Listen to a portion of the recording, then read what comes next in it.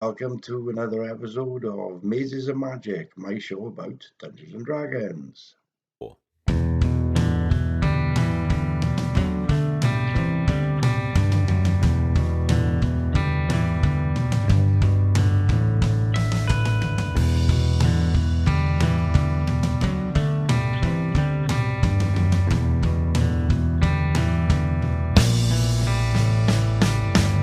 So, today's topic of discussion is Dracula was not Vlad the Impaler. Let's get into that a little bit. In the book Dracula by Bram Stoker, yeah, not the films, not, because there's just too many films and they're all different. But in the novel Bram Stoker's Dracula, yeah, Dracula is definitely not Vlad the Impaler. Yeah, Abraham Van Helsing, the famed vampire hunter, he definitely thinks that Dracula is Vlad the Impaler, but Vlad the Impaler tells us 100% that he is not. So before we go into the actual evidence, the first thing we need to know is something about the history and the ethnic makeup of Romania, yeah, in the Middle Ages at the time of Vlad the Impaler, right? There were a number of different ethnic groups in Romania at that time, yeah. Vlachs, Zlekas, Saxons, they were all in amongst this group that made up the Romanian population. Yeah. Now, because of the history of the Romanian country, these ethnic groups had at various times gone to war with each other. Yeah. And so, if you're a Vlach, you won't say you're a Zleka. If you're a Zleka, you won't say you're a Saxon. If you're a Saxon, you won't say you're a Vlach, right? That's how it is. Yeah. And that is the basic reason why Dracula isn't Vlad the Impaler. Okay? I'll explain why. In the book Dracula by Bram Stoker, he, and by he I mean Dracula, says the following: We Zakelis have a right to be proud, for in our veins flows the blood of many brave races. And then later in the same conversation, he says this: Our young sir, the Zakelis, and the Draculas as their heart's blood, their brains, and their sword. And it is here that Dracula very much identifies himself. He's a Zakeli, yeah. They're proud people of Romania, and he's one of them. The problem is, of course, is that Vlad the Impaler was not a Zakeli.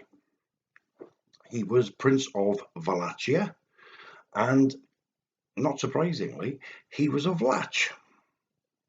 So you see, Vlad the Impaler being a Vlach and Dracula being a Zakeli means that Vlad the Impaler cannot be Dracula because Dracula identifies himself as Zakeli, and it's not something that would have happened at that time. You're all probably wondering what any of this has got to do with Dungeons and Dragons. And to be honest with you, it hasn't. But it can have.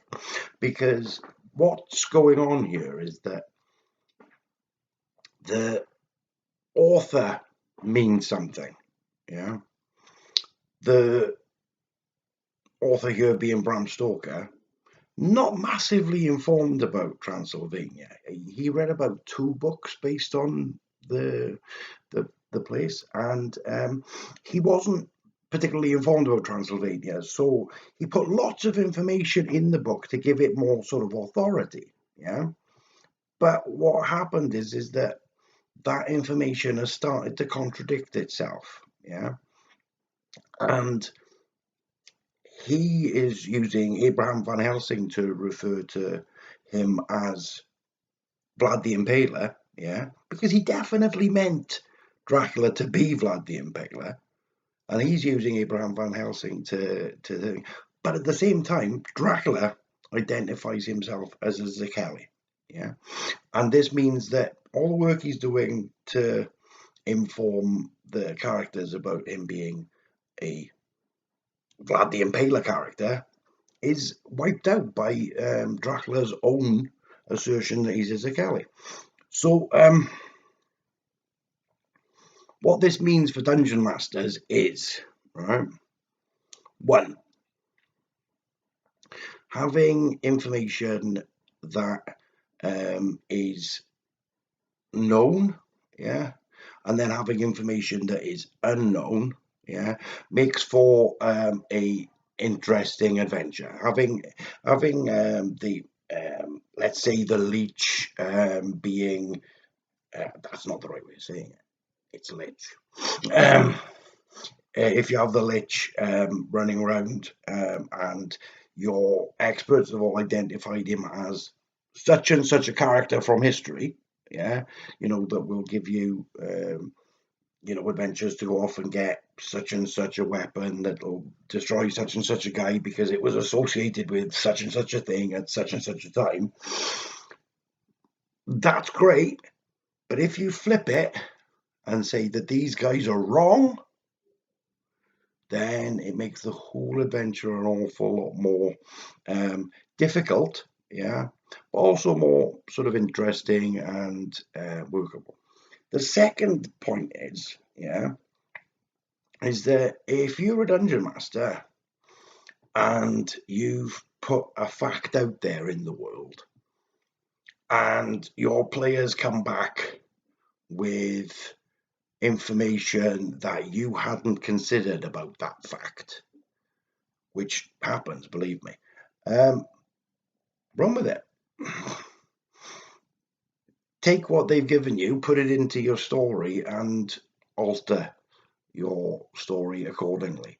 I can remember there was a situation where my characters were investigating a murder, yeah, and I'd sort of thought, right, okay, guy walks in, he has his throat slit, yeah, not a problem. Sort of went in, described the scene, and said the throat slit.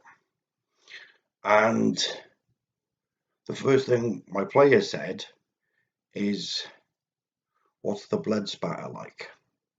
Because he'd been watching Dexter, and I didn't have any clue what. I was like, well, "What do you mean?" And he said, "Well, if the blood spatter is sprayed out all across the corpse, then all around the place, then the person snuck up from behind and slit the throat. Whereas if the blood spatter is much less, then somebody come up from the front and slit the throat." And I hadn't considered that. That was something that, just hadn't occurred to me at all. But I sort of thought, well, okay. And I went with it and I worked it into the plot. Yeah. That, the whole blood-soaked, running through the streets person rather than somebody who got away clean. Yeah, I took the information that my player had given me, yeah, and I worked it into the story, and that makes the information that the player brings to the table worthwhile. Yeah, and also it makes you have a better story. So go for that. I'd just like to say massive thanks to Michael Flynn, who gave me the t-shirt I'm wearing. It means a massive amount to me, and I'm very, very pleased about it. And that's all for today. Goodbye.